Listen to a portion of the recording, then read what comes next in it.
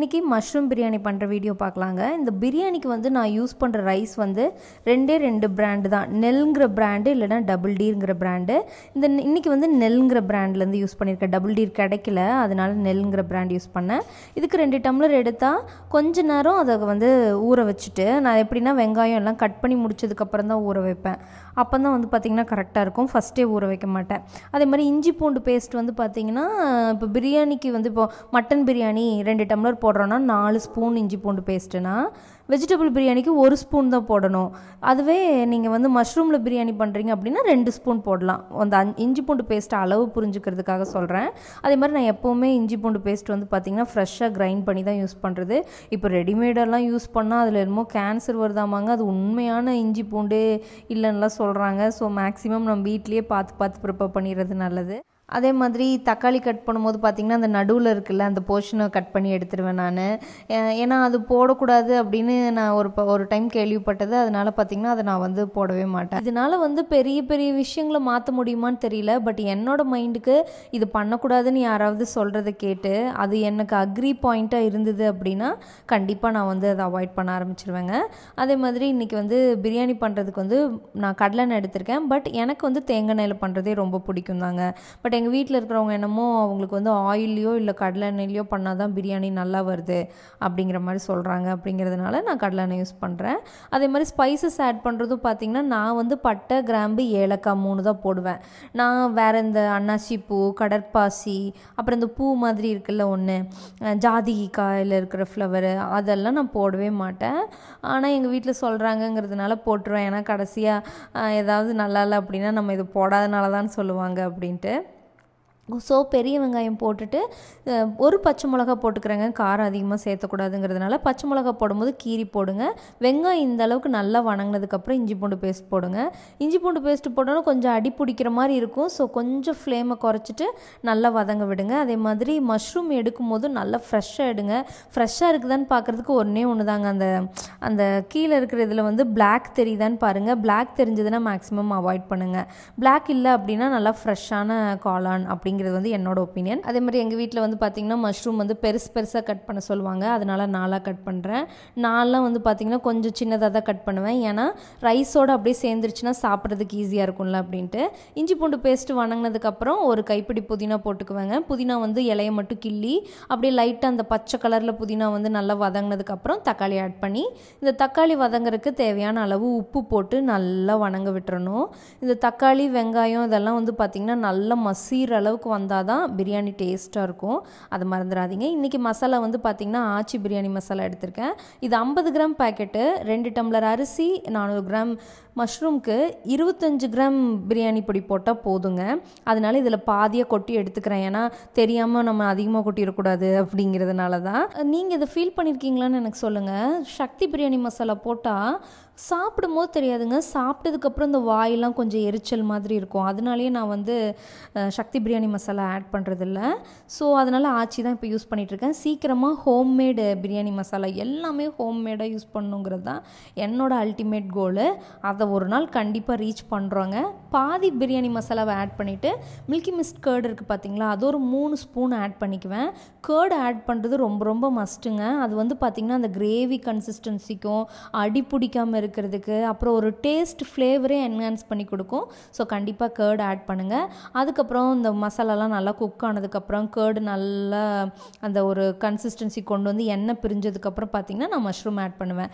இப்போ மீதி இருக்கிற பிரியாணி மசாலாவையும் தேவையான அளவு உப்பும் போட்டு மஷ்ரூம் வேகிற வரைக்கும் வெயிட் பண்ணுறதுங்க. மஷ்ரூம் லைட்டாக தண்ணி விட்டு அதுவே நல்லா குக் ஆகும். இப்படி குக் ஆகி சுருண்டு வந்ததுக்கப்புறம் பார்த்திங்கன்னா நம்ம பிரியாணிக்கு தேவையான தண்ணி ஆட் பண்ணிக்கலாம். நெல் பிராண்டாக இருக்கட்டும், டபுள் டியர் பிராண்டாக இருக்கட்டும், இந்த சீரக சம்பா அரிசிக்கு வந்து பார்த்திங்கன்னா 1 டம்ளர் அரிசிக்கு 2 டம்ளர் தண்ணி கணக்கு. ஸோ நான் 2 டம்ளர் அரிசி எடுத்திருக்கேன், 4 டம்ளர் தண்ணி வச்சுருக்கேன். உங்களுக்கு வேணும்னா இந்த 4 டம்ளரில் வந்து 1 டம்ளர் தேங்காய் பால் இல்லை 2 டம்ளர் தேங்காய் பால் கூட ஆட் பண்ணிக்கலாம். தேங்காய் பால் ஆட் பண்ணால் ஃப்ளேவர் வந்து சூப்பராக இருக்கும். பிரியாணி டேஸ்ட் இன்னும் அடுத்த லெவலுக்கு போகும் தான் சொல்லலாம். பட் எனக்கு வந்து பார்த்திங்கன்னா அவ்வளோ ரிச்சாக பிரியாணி செய்கிற அளவுக்கு இப்போதைக்கு இல்லைங்கிறதுனால எதுக்கு அது ஒரு எக்ஸ்ட்ரா எதுக்கு நம்ம யூஸ் பண்ணணும் அப்படிங்கிறதுனால அதை அவாய்ட் பண்ணிட்டேன். ஸோ ரைஸ் போட்டதுக்கப்புறம் இந்த மாதிரி தண்ணி கொதிச்சுட்டு தானே இருக்குது, அடி பிடிக்காதுன்னு நினச்சிடாதீங்க. ரைஸ் வெயிட்டாக இருக்கிறதுனால ரைஸ் கீழே போயிடும், தண்ணி மேலே இருக்கும். இந்த டைமில் தான் அடி பிடிச்சிரும், நமக்கே தெரியாது, ஸ்மெல் வந்ததுக்கப்புறம் தான் தெரியும். ஸோ இந்த டைமில் லைட்டாக பக்கத்தில் இருந்து அந்த ரைஸ் இப்படி தூக்கி விட்ட மாதிரி பண்ணிங்கன்னா தண்ணி கீழே போகும். இந்த மாதிரி நிறைய ரைஸ் ஆயிடுச்சு, தண்ணி வந்து இல்லை அப்படிங்கும் போது அடுப்பை வந்து ஃபுல் சிம் பண்ணிடுங்க. அதுக்கப்புறம் இந்த ரைஸை நல்லா ஃப்ளாட்டன் பண்ணிவிட்டு நம்ம என்ன பண்ணோன்னா ஒரு பிளேட் போட்டு மூடி மேலே வெயிட் வச்சா போதும். நான் அந்த கீழே தோசைக்கல் வைக்கிறது, மேலே ஹாட் வாட்டர் வைக்கிறது, இந்த மாதிரி எதுவுமே ரொம்ப ரிஸ்க் எடுத்து பண்ண மாட்டேன். சைட் டிஷ்க்கு இன்றைக்கி வந்து பார்த்திங்கன்னா முட்டை தொக்கு தான் பிளான் பண்ணியிருந்தேன். முட்டைக்கு வந்து பார்த்திங்கன்னா இந்த மாதிரி நல்லா ஆடாமல் நம்ம எந்த பேனில் வேக வைக்கிறோமோ அதை வேக வச்சோம் அப்படின்னாலே அதிகமாக வந்து முட்டை வந்து பிரேக் ஆகாது. நான் வந்து கொஞ்சம் உப்பு போட்டு வேக வைப்பேன். 95% உடையாது. சில டைம் எனக்கும் பார்த்திங்கன்னா கிராக் ஆகி அந்த ஒயிட் மட்டும் வெளியே வந்துடும். இன்றைக்கி வீடியோ எடுக்கிறேன், மானத்தை காப்பாற்றுற மாதிரி ஒன்றும் உடையாமல் வந்துருச்சு. ஸோ நீங்கள் சொல்லி தான் நான் முட்டையை வந்து கீரி வந்து ஆட் பண்ணேன். உண்மையிலே கீரி ஆட் பண்ணால் உள்ள மசாலாலாம் போய் இன்னும் டேஸ்ட் நல்லா இருக்குது. பட் எனக்கு வந்து மஞ்சளும் கிரேவியும் கலந்தால் பிடிக்காது. கட் பண்ணால் அப்படி கலந்துருங்கிறதுனால நான் என்ன பண்ணுவேன்னா அந்த ஒயிட் லேயரை மட்டும் அப்படியே கீரி ஆட் பண்ணுவேன். சூப்பராக இருக்குது இந்த மாதிரி ஆட் பண்ணாலும். உங்களுக்கு யாருக்காவது என்ன மாதிரியே ஒயிட்டும் எல்லோவும் கிரேவியும் மிக்ஸ் பண்ணால் அந்த ஸ்மெல் பிடிக்காது அப்படின்னா இந்த மாதிரி ட்ரை பண்ணி பாருங்கள். முட்டை கிரேவி பண்ணுறது ரொம்ப சிம்பிளுங்க. எண்ணெய் ஆட் பண்ணிக்கோங்க, கொஞ்சமாக கடுகு, அதுக்கப்புறம் கறி லீவ்ஸ் ஆட் பண்ணிவிட்டு சின்ன வெங்காயத்தை வந்து நல்லா ஸ்லைஸ் பண்ணிக்கோங்க. ரொம்ப திக்காக பண்ணாமல் தின்னாக பண்ணிக்கோங்க. அதை நல்ல எண்ணெயில் வந்து வணங்கிட்டு இப்படி டிரான்ஸ்பரண்ட்டாக வதங்கினாலே போதும். அதுக்கப்புறம் இஞ்சி பூண்டு பேஸ்ட் வந்து கொஞ்சம் ஆட் பண்ணிக்கோங்க. பிரியாணி அரைக்கிறோம்ல அப்போவே கொஞ்சம் எக்ஸ்ட்ராவாக அரைச்சிக்கிட்டிங்கன்னா போதும், கொஞ்சம் லைட்டாக போட்டால் போதும். அந்த இஞ்சி பூண்டு பேஸ்ட் நல்லா வணங்கினதுக்கப்புறம் கொஞ்சம் கொத்தமல்லி, கொஞ்சம் புதினா போட்டு அதையும் நல்லா வணக்கி கொடுங்க. இது நல்ல ஒரு ஃப்ளேவர் கொடுக்குங்க இந்த புதினா கொத்தமல்லி. பார்த்தது ஹெல்த்துக்கும் ரொம்ப ரொம்ப நல்லது. அதனால் கண்டிப்பாக இது வந்து ஆட் பண்ணுங்கள்.